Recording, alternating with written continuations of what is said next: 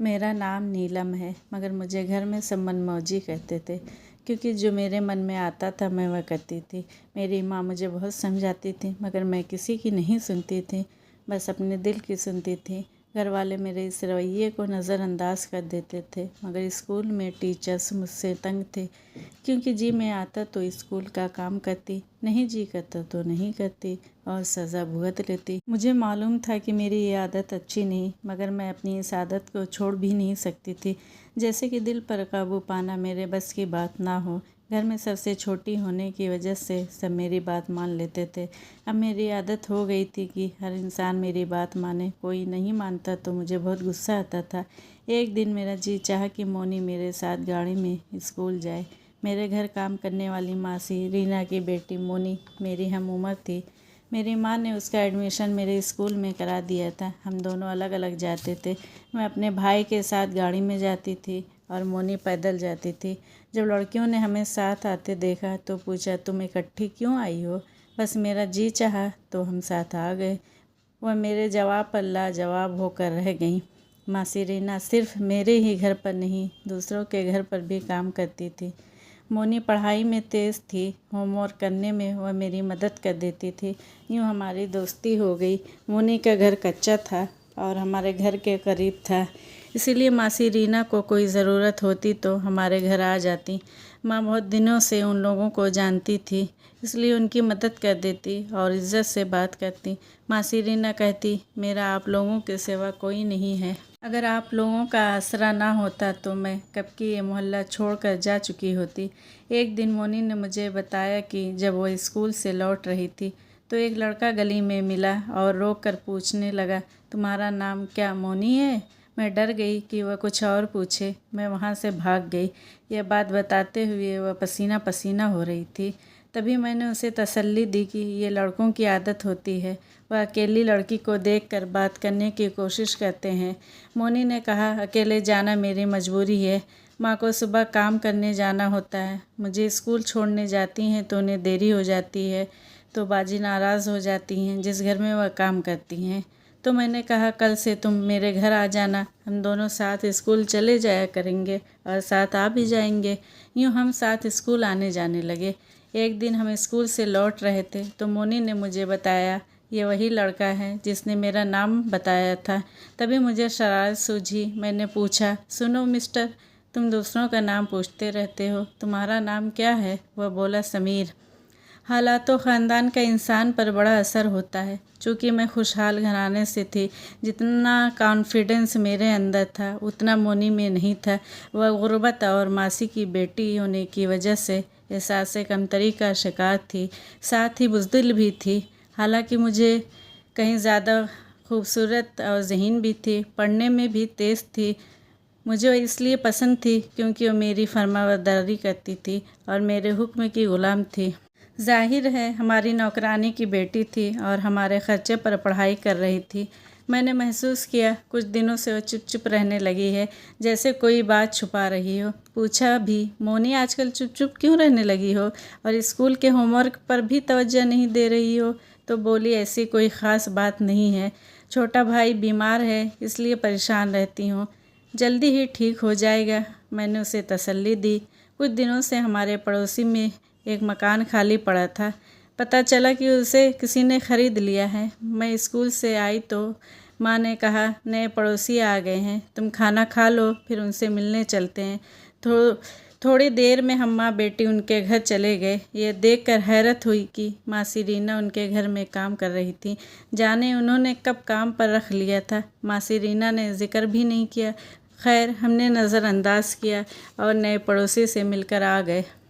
औरत काफ़ी अच्छी थी। उन्होंने बताया कि उनका बेटा कॉलेज में पढ़ता है और इंजीनियरिंग की आखिरी साल में है। छोटी सी फैमिली थी। हमने शुक्र अदा किया, ठीक लोग हैं, हमारे पड़ोसी हुए हैं। दूसरे दिन मोनी से मुलाकात हुई। उसने बताया, तुम समीर के घर गई थी? कौन सा समीर? कहने लगी, वही जो हमें गली में मिला था। अच्छा, वह मेरे तो जहन ही से उतर गया था। मैं कब उसके घर गई हूँ, मुझे क्या मालूम वह कहाँ रहता है। उन्हीं लोगों ने तो हमारे गली में घर ख़रीदा है। अम्मी ने तो उनके घर काम भी पकड़ लिया है। अच्छा हो, मैंने हैरत का इजहार किया। असल में समीर को घर पसंद आ गया था। उसी ने अपने माँ बाप को मजबूर करके घर खरीदवाया है। तुम्हें किसने बताया? उसकी माँ ने मेरी माँ को बताया है। मोनी ने झिझकते हुए बताया। जिस दिन तुम उनके घर गई थी, क्या समीर घर पर था? नहीं तो। उनकी माँ ने बताया था उनका एक बेटा है, वह पढ़ने गया है। क्या तुम उनके घर गई हो? ना, और ना ही कभी जाऊंगी। मैं नहीं चाहती कि ये बात खुले कि मैं एक मासी की बेटी हूँ जो लोगों के घरों में काम करती हैं। पर इससे क्या फ़र्क पड़ता है? पड़ता है, बहुत फ़र्क पड़ता है। क्या तुम्हें वो अच्छा लगता है? अगर वो तुम्हें अच्छा लगता है तो मैं तुम्हारे उसके साथ दोस्ती करवा देती हूँ। ऐसी कोई बात नहीं। हर इंसान को अपनी इज़्ज़त प्यारी होती है। फ़र्ज़ करो वह मुझे पसंद करता हो, तब क्या? तो मैं कोशिश करूँगी तुम्हारी उसके साथ शादी करवा दूँ। यानी मेरे साथ, एक मासी की बेटी के साथ? उसने हैरत से मुझसे पूछा, जैसे मैंने कोई अनहोनी बात कह दी थी भी अनहोनी बात। भला कोई अमीर फैमिली अपने काम करने वाले की बेटी से शादी अपने बेटे से करवा दे? हमारा आना जाना उस घर में बढ़ा तो माँ और समीर की माँ के बहुत अच्छे ताल्लुकात हो गए। मेरी भी दोस्ती उनकी बेटियों से हो गई। वह अक्सर मेरे घर आने जाने लगी। कई बार उसके घर में मेरी समीर से मुलाकात भी हुई। जब भी हमारी बातचीत होती वह मोनी का जिक्र ज़रूर करता। मसलन मोनी कैसी है, कहाँ रहती है और हमारे घर उसे क्यों नहीं लाती हो। मैं उसके सवालों का जवाब टाल देती और कभी नहीं बताया कि उसकी माँ तुम्हारे घर रोज़ काम करती है, क्योंकि मुझे मोनी ने मना किया था। वक्त गुजरता रहा। समीर ने पढ़ाई पूरी कर ली। मोनी और मैंने भी मैट्रिक पास कर लिया।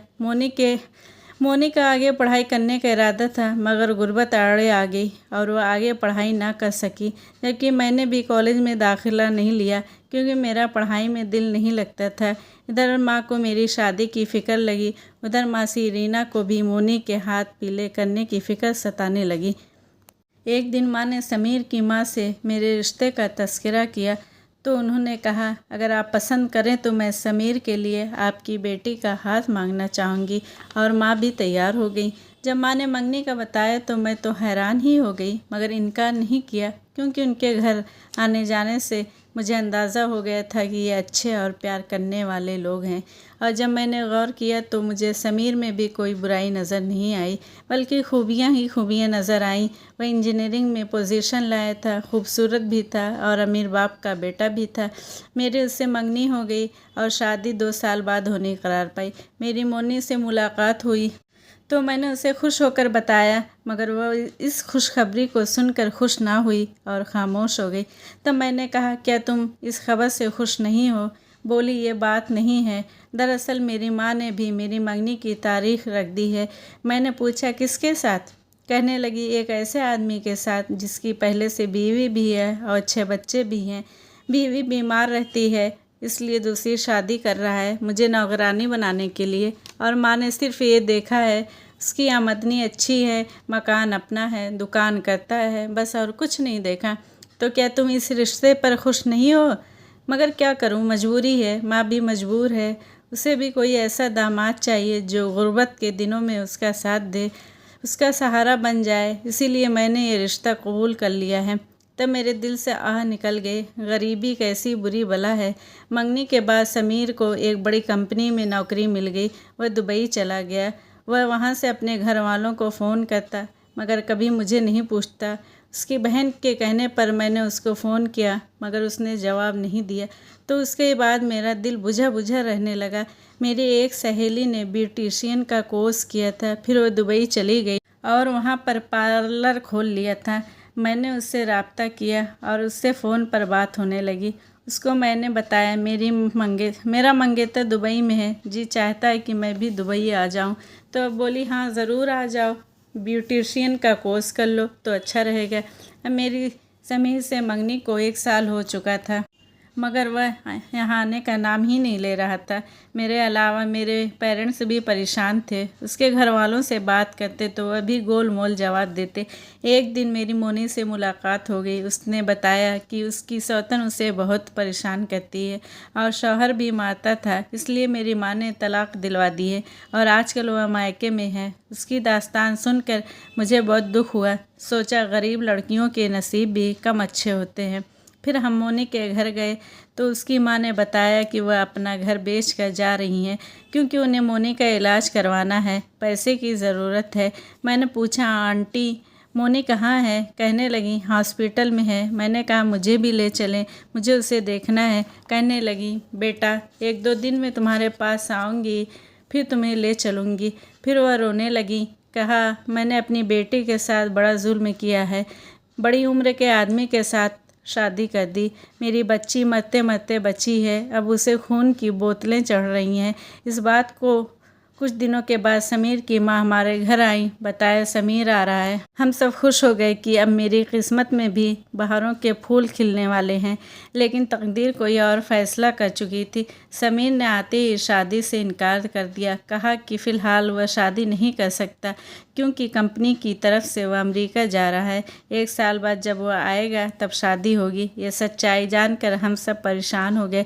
कुछ दिन रहकर वह दुबई लौट गया। उसने मुझसे फ़ोन पर बात करने की कभी कोशिश नहीं की तो मेरे दिल में खटका हुआ कि ज़रूर दाल में कुछ काला है। मैंने कहा था ना, मैं मनमौजी किस्म की लड़की थी, जो दिल में आता था ठान लेती थी करने की। लिहाजा मैंने 6 महीने का ब्यूटिशियन का कोर्स किया और अपनी दोस्त को फ़ोन किया, दुबई में मेरे लिए जॉब देखो। वो बोली तुम मेरे पार्लर पर आ जाओ, तुम्हारे वीज़े के इंतज़ाम मैं करवा देती हूँ।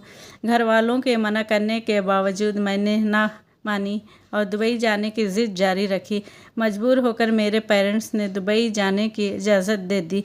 मैं दुबई पहुंची तो मेरी दोस्त मुझे मिली और अपने घर ले गई। मेरा मकसद दरअसल समीर की हकीकत मालूम करना था, क्योंकि मुझे लगा वह अमेरिका जाने का झूठ बोल कर गया है। मैंने अपनी सहेली की मदद से उसे खोज निकाला और जब उसके घर पहुंची तो हैरत से मरते मरते बची। उसके घर में मोनी उसकी बीवी की हैसियत से मौजूद थी और उसका एक बच्चा भी था। अब समझ में आ गया कि क्यों मासी रीना ने हमारे मोहल्ले का अपना घर बेचा। मुझे हॉस्पिटल क्यों नहीं ले गई। मुझे बहुत बड़ा झटका लगा कि मेरी मासी की बेटी, जो कि मेरी सहेली भी थी, जिसकी पढ़ाई का सारा खर्चा मेरी माँ उठा रही थी, उसने मुझसे किस कदर बड़ा झूठ बोला अपनी शादी के बारे में, अपनी सौतन के बारे में और अपने तलाक के बारे में। और सबसे हैरत की बात यह थी कि खुद समीर के पेरेंट्स को भी इस बात का पता ना चल सका। चोरी से शादी करके मोनी को दुबई ले गया और मुझसे शादी से इनकार कर दिया। मैंने समीर से पूछा, तुमने ये क्या किया? तुमने क्यों किया? तो मुझसे शादी करनी थी। बोला, मैं अभी तुमसे शादी कर लूँगा अगर तुम मोनी और मेरे बच्चे को कबूल कर लो। कुछ शर्म करो, तुमने मुझे और मेरे घर वालों को ही नहीं, अपने पेरेंट्स को भी धोखा दिया है। मैंने अपने वालिदैन को धोखा नहीं दिया, उन्हें बता दिया था कि मैं मोनी से शादी करना चाहता हूँ। उसकी खातिर तुम लोगों की गली में मकान ख़रीदा था, लेकिन जब मेरे पेरेंट्स को पता चला कि वह एक नौकरानी की बेटी है तो उन्होंने मना कर दिया, बल्कि उन्होंने मुझे तुमसे शादी करने के लिए राज़ी किया और फिर ज़बरदस्ती मेरी मंगनी तुमसे करा दी। मैंने भी ठान ली कि ये लोग अपनी करेंगे तो मैं भी अपनी करके रहूँगा, क्योंकि मैं भी वही करता हूँ जो मेरा दिल करता है, बिल्कुल वैसे ही जैसे तुम भी तो वही करती हो जो तुम्हारा दिल चाहता है। समीर की ये सारी बातें सुनकर मुझे बहुत अफसोस हुआ, लेकिन इससे भी ज़्यादा मुझे अफसोस अपनी सहेली पर हुआ जिसने मुझे धोखा दिया, मुझसे सारी बातें छुपाई और सच्चाई नहीं बताई। अगर वह मेरी सच्ची सहेली होती तो मुझे पहले ही अपनी पसंद के बारे में बता देती। इस तरह ना मेरा दिल टूटता और ना मेरा 2 साल का वह वक्त बर्बाद होता जो मैंने समीर से शादी के इंतज़ार में गुजारा। मेरी वीडियो पसंद आई हो तो लाइक एंड सब्सक्राइब करें और बेल नोटिफिकेशन को ऑन करें ताकि आपको मिलती रहे तमाम चैनल अपडेट्स।